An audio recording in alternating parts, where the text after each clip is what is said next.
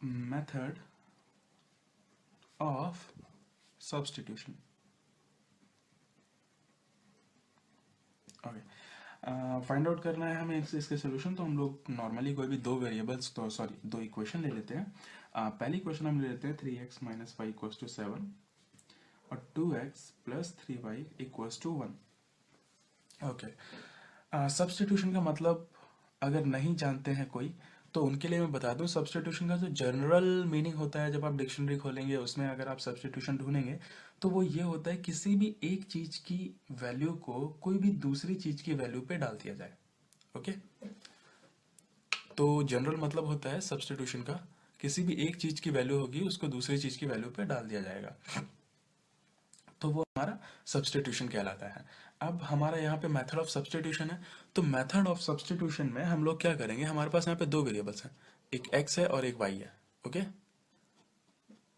एक x है और एक y है, तो हम या तो x की वैल्यू निकाल के y में पुट कर देंगे या y की वैल्यू निकाल के x में पुट कर देंगे। ओके, देखते हैं अभी आपको समझ में आएगा। तो हम सबसे पहले इन दोनों में से कोई भी एक इक्वेशन उठाएंगे। लेट अस टेक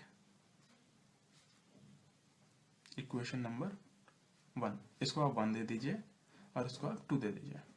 ओके, तो हम दो इक्वेशन उठाते हैं, सॉरी एक इक्वेशन उठाते हैं 3x minus y equals to 7। अब देखिए, अगर हम इस 3x को इस तरफ भेजते हैं, सॉरी ठीक है, 3x को हम इस तरफ भेजते हैं तो क्या हो जाएगा, 3x equals to 7, sorry y और 7 minus 3x equals to y. Okay, एक बार फिर से देख लीजिए, इसको काट दीजिए। जब हम 3x को यहाँ भेजेंगे तो ये हो जाएगा minus y equals to 7 minus 3x, और ये माइनस माइनस कैंसिल आउट होगा। ठीक है, इसमें से अगर हम माइनस कॉमन लेंगे तो क्या होगा, 3x माइनस 7 आ जाएगा, यहाँ पे माइनस का साइन आएगा और यहाँ पे माइनस वाई है हमारे पास, तो y से माइनस कैंसिल हो जाएगा। ओके, तो फाइनली हमारे पास क्या आएगा, y equals to 3x minus 7। Okay, तो हम चाहते हम y को ट्रांसफर कर लेते, y को इस तरफ भेज देते। अगर हम y को इस तरफ भेजते तो हमारी इक्वेशन क्या निकल के आती, 3x equals to 7 plus y and x equals to 7 plus y upon 3। एक तो हमने x में y की वैल्यू निकाल ली और दूसरी हमने y में x की वैल्यू निकाल ली। ओके, तो जो मर्जी हम वो मेथड यूज़ कर सकते हैं, वो तरीका यूज़ कर सकते हैं। हमको अच्छा लगे तो हम x की वैल्यू डालें, हमको अच्छा लगे तो हम y की वैल्यू डालें। ठीक है, मैं दोनों ही मेथड से आपको आंसर निकाल के दिखाऊंगा और आंसर दोनों ही मेथड से इक्वल आएगा। ठीक है, तो सबसे पहले हम लेते हैं, जब हमने ये हमारा पहला तरीका हो गया, ये हमारा दूसरा तरीका हो गया। ठीक है, हम पहला तरीका लेते हैं।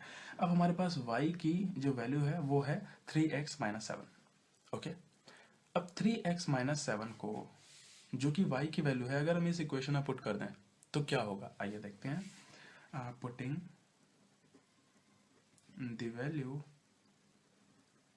Of y in equation 2। Okay, तो इक्वेशन 2 में जब हम y की वैल्यू पुट करेंगे, इनिशियली हमारी जो इक्वेशन 2 थी वो थी 2x plus 3y equals to 1।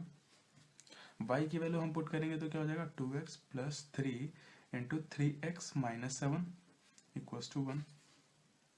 Okay, इस 3 का अंदर मल्टीप्लाई करेंगे, जाहिर सी बात है, 2x प्लस 3 3 जा 9x माइनस 3 समझा 21 equals to 1। Okay, 9 and x दोनों प्लस हो जाएंगे और ये उस तरफ चला जाएगा, तो ये हो जाएगा 11x equals to 1 plus 21, x equals to 22 हो जाएगा। ओके, अब ये नीचे जाएगा, ठीक है, यहाँ पे मल्टीप्लाई में तो यहाँ पे डिवाइड में जाएगा, तो 22 अपॉन 11, 11 2 जा 22, x इक्वल्स टू 2। ठीक है, अब हमारे पास x की वैल्यू 2 आ गई है, तो अब हम इस x की वैल्यू को यहाँ रख देंगे जो हमने y की वैल्यू निकाली थी, तो and y equals to 3x minus 7। हमारी x की वैल्यू कितनी है, 2, हम 2 यहाँ रखेंगे, इक्वल्स टू 3 इंटू 2 माइनस 7, 3 2 जा 6 minus 7 equals to minus 1। y की वैल्यू हमारी कितनी आ गई, y equals to -1, x equals to 2। Okay, अब हम चाहें तो दूसरे मेथड से भी फॉलो कर सकते हैं, दूसरे तरीके से भी। यहाँ पे हमने y की वैल्यू निकाली थी और हम यहाँ पे x की वैल्यू निकाली थी, ठीक है। तो पहले तो हमने y से आंसर निकाल लिया, अब हम x की वैल्यू के थ्रू आंसर निकाल के देखते हैं बराबर आए कि नहीं। तो अब यहाँ पे फिर से वही लाइन लिखेंगे, putting the value of x in equation 2। Okay, initially हमारी इक्वेशन 2 क्या थी, 2x plus 3y equals to 1। Okay, x की वैल्यू हम रखेंगे तो ये हो जाएगी 7 plus y by 3 equals to 3, वो sorry plus 3y equals to 1। Okay, अब हम इसका अंदर मल्टीप्लाई कर देंगे तो ये हो जाएगा 2 into 7 plus 2y upon 3 plus 3y equals to 1।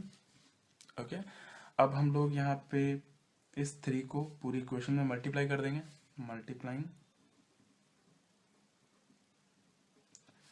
Whole equation by 3।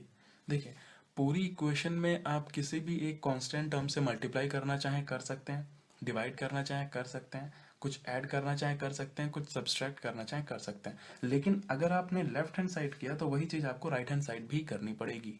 ऐसा नहीं है कि आप यहीं पे करके छोड़ दें कि भाई हम तो 3 से मल्टीप्लाई करेंगे, इस 3 को हटा देंगे बस हो गया। नहीं, वो अगर 3 से आप मल्टीप्लाई कर रहे हैं तो यहाँ भी होगा, यहाँ भी होगा, यहाँ भी होगा और यहाँ भी होगा, इस तरफ और इस तरफ, तभी तो दोनों चीज़ें बराबर होंगी। ठीक है, अगर मान लीजिए x इक्वल्स टू 10 है, ठीक है, x इक्वल्स टू 10 है। अब आप बोले कि भाई हमको इसका 3 गुना करना है।